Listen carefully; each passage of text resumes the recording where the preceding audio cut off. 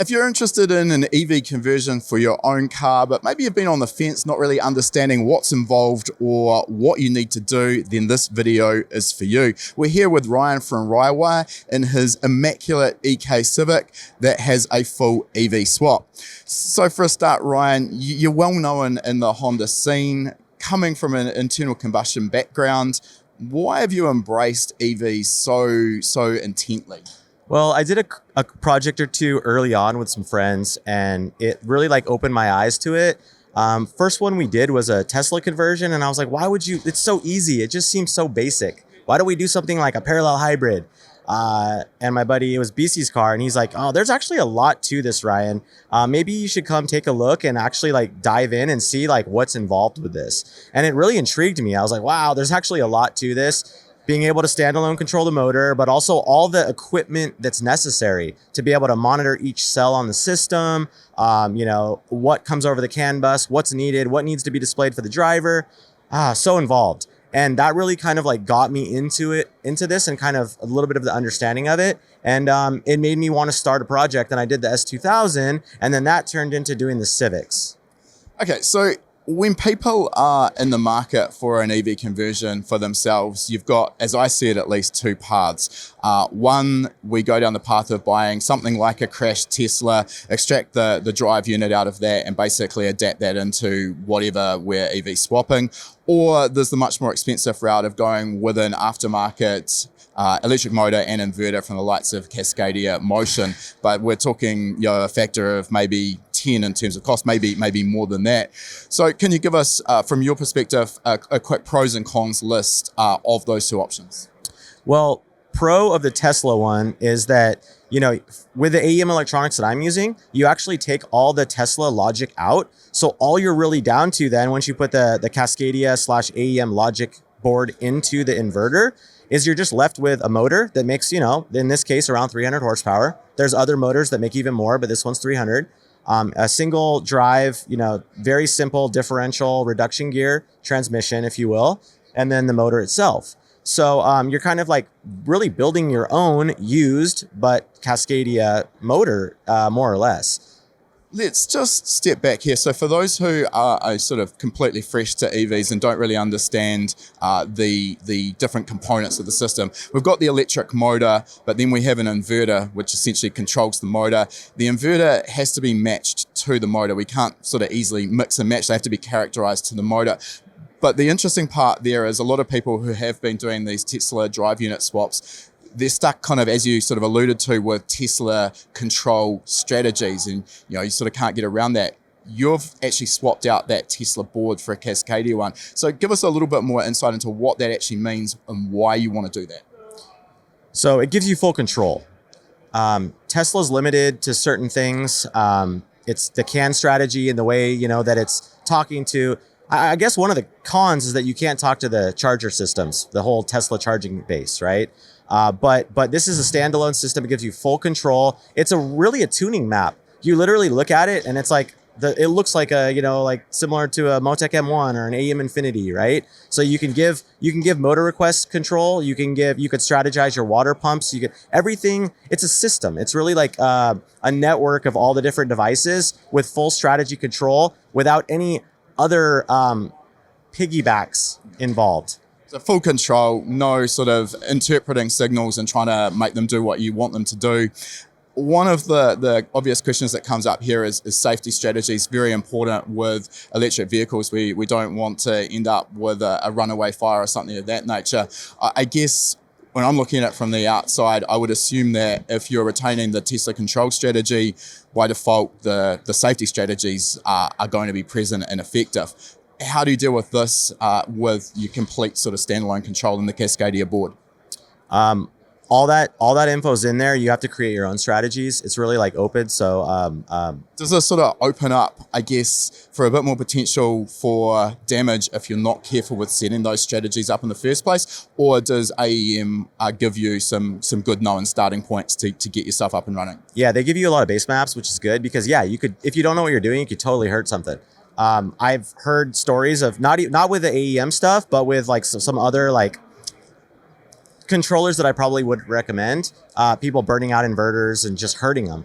I haven't really had anybody say anything about the AEM ones, but they do give you a good base map, and they have fundamental courses that try to teach you like kind of how to use it. But yeah, it's just like if you have a gasoline engine and you have a open M1 ready to tune, you could totally put the timing in the wrong spot and hurt your valve train or something, you know? So you got to know what you're doing. So yeah, just like tuning an internal combustion engine, things that we do need to understand and keep in mind so we're not going to hurt anything. One of the subtle problems, I guess, with converting from internal combustion to EV is we no longer have a vacuum source to provide vacuum assistance to the brake booster. So pretty fundamental part of most road cars, we have a brake booster. That means that the pedal effort is not sort of too intense. How do you deal with this with an EV swap? So what we did on this car, instead of using like a vacuum pump and an accumulator, we did a Bosch eye booster. Bosch eye booster is cool because it basically gives you, it has a potentiometer in the electronic system, and it's all CAN based, and you can basically like press the brake pedal and it'll give you an assistance.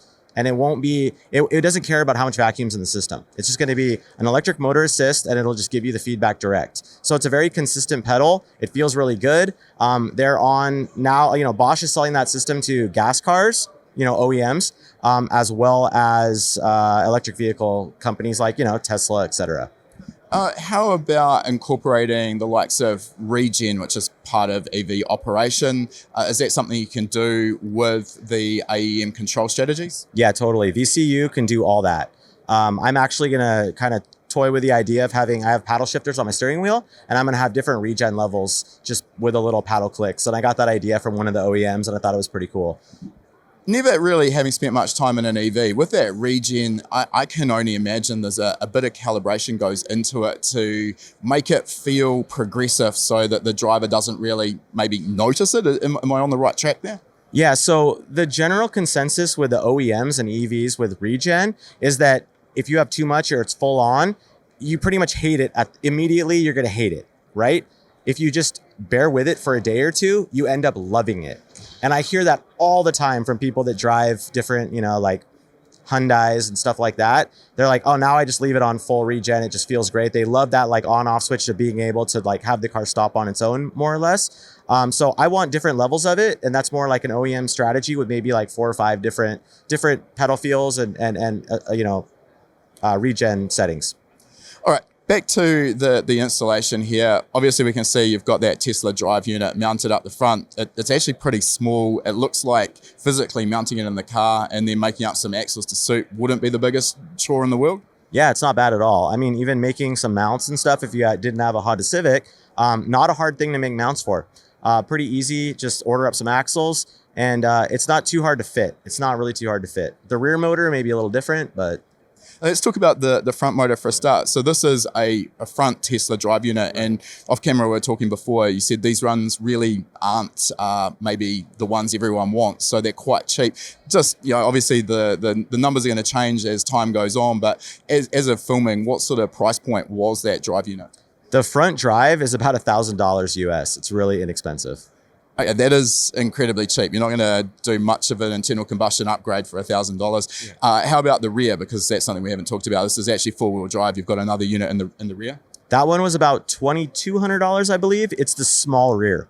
Okay. So both of them individually rated at 300 horsepower, am I right? Correct. They're just packaged a little bit differently, and I wasn't able to. This one stands a lot more vertical.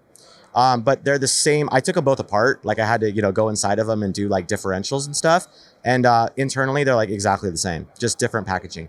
Given that it's now four-wheel drive with a separate motor front and rear, is there anything you need to consider or anything tricky in terms of front and rear torque split? How do you control that? What do we need to know? There's basically in the software, it's motor 1 control torque request and motor 2 torque request, and you can just give it whatever number you feel, or you can have settings saved and you can program those to different button inputs, and you can pretty much do whatever you want. You could even run the rear motor in reverse and the front in the other direction and try to tear the car apart. I don't know if that's a great idea. Maybe do some 360s. I don't know. So there's a lot of opportunity. You could do whatever your little heart could drum up. I mean, while you're talking there, I'm thinking about all of the possible control strategies with torque split versus speed versus steering angle. I imagine you could make this car handle just about however you want it to based on how you're controlling that torque split. Yeah, totally. And I also I need to add some speed sensors on this, and I need to do some traction control, because that's kind of the next thing on the list, is getting the car to really perform.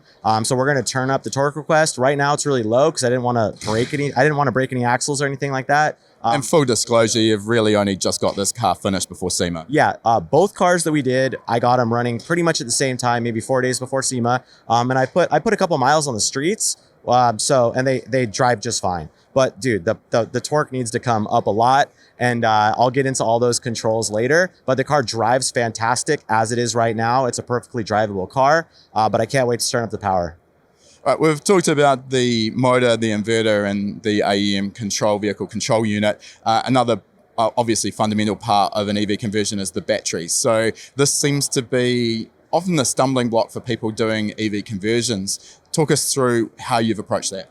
Okay, so the batteries are very interesting because you need to basically size your battery voltage to your inverter, right? If your inverter is 400 volts, if you go anything less, you can go a little bit more, I guess. But if you go less, then you just have less power. So it just doesn't make any sense then, right? So I need to size my batteries at 400 volts. But if you buy a whole, he said front wheel drive, it's actually all wheel drive. So these batteries need to be, they're all matched basically, right? So I had to put 16 Tesla modules in this car, and I'm adding a ton of weight to keep them at 400 volts. Okay, you could use some hybrid batteries like on the other car, and they're very small. They're still 400 volts, but the kilowatts are way lower. So that's a 16 kilowatt battery pack. This is an 85 kilowatt battery pack. So kilowatts is going to really be like your range. There's a lot more to that, but you want to stay at a 400 volt system, so you kind of have to use the whole pack. With this, essentially, I'm taking it's mainly oversized in terms of what you really would require. What sort of range would you expect to get out of this? I wouldn't be surprised because this car is so light, even though it's, the heaviest EK in the world, probably by far. But for an EV and a similar vehicle, it's actually a couple thousand pounds lighter than those.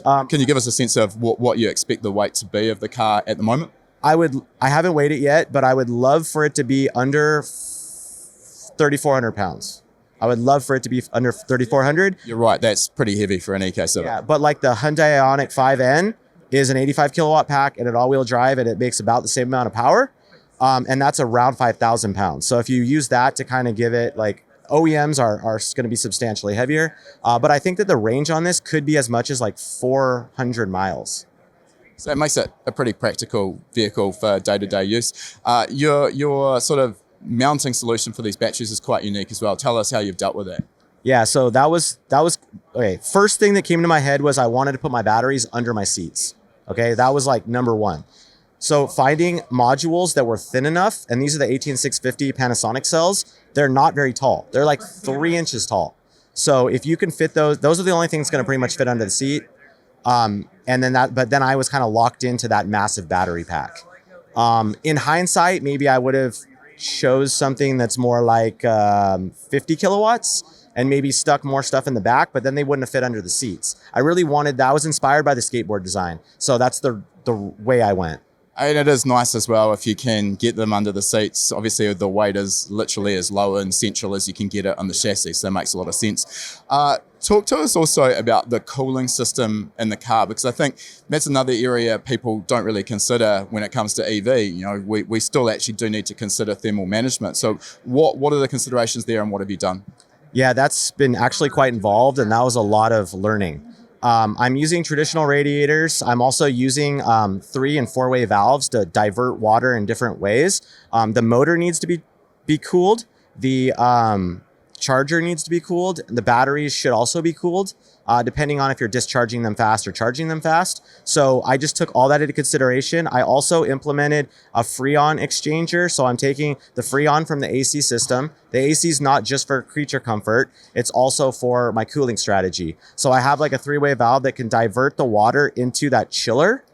And then that's a Freon-based heat exchanger. And then that will basically zap either the batteries or the motor or whatever needs to be cooled. And I can divert that water in all the different directions. It's really involved that I was looking at a lot of OEMs for support to figure out how they handle it.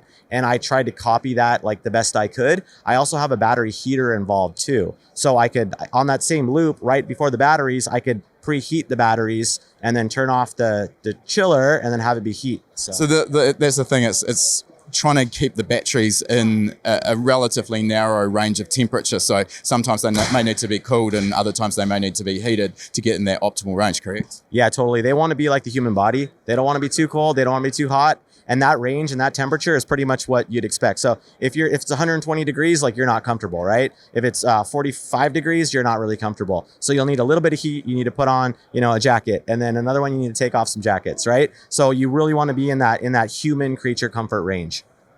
All right, Ryan, great to sort of learn a little bit more about what goes into one of these conversions. And as always, you've built an immaculate showpiece here. Congratulations on turning out such an immaculate car. If people want to find out more about what RyWire is or maybe engage your services, how are they best to do so? Yeah, my website's RyWire.com. My email is ryan@RyWire.com. And my social media is RyWire_motorsport. Perfect. Thanks for your time, Ryan. Cool. Thank you, man. Appreciate it. If you like that video, make sure you give it a thumbs up. And if you're not already a subscriber, make sure you're subscribed. We release a new video every week. And if you like free stuff, we've got a great deal for you. Click the link in the description to claim your free spot to our next live lesson.